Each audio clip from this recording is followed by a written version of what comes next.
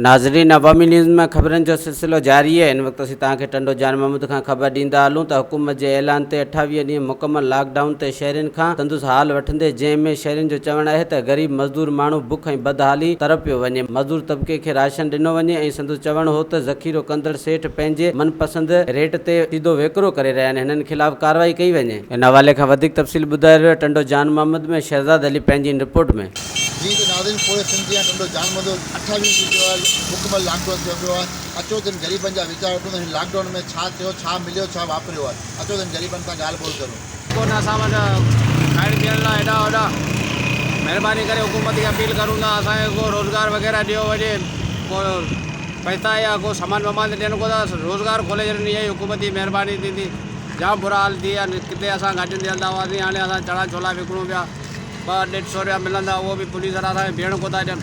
असांखे केतिरे ॾींहं बीठा आहियूं, पैसा ई कोन मिलंदा, पोइ सामान मिले थो हिन में असीं बि हिते काड़े में मरी विया आहियूं। बंदि पियो आहे ऐं वापारी एसोसिएशन पाण में मिली जेकॾहिं खोलाइनि त तमामु घणो फ़ाइदो थींदो ऐं मथां रमज़ान शरीफ़ जो महीनो बि अचण वारो आहे।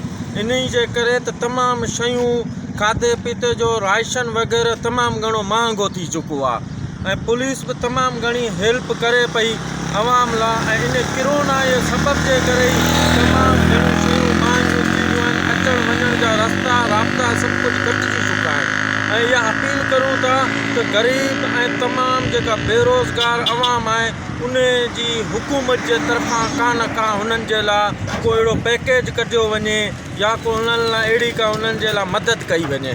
वधीक ख़बरनि ऐं तफ़सील जे लाइ विज़िट कयो असांजी वेबसाइट awaminews.hd.com ऐं ॾिसंदा रहो अवामी न्यूज़ HD।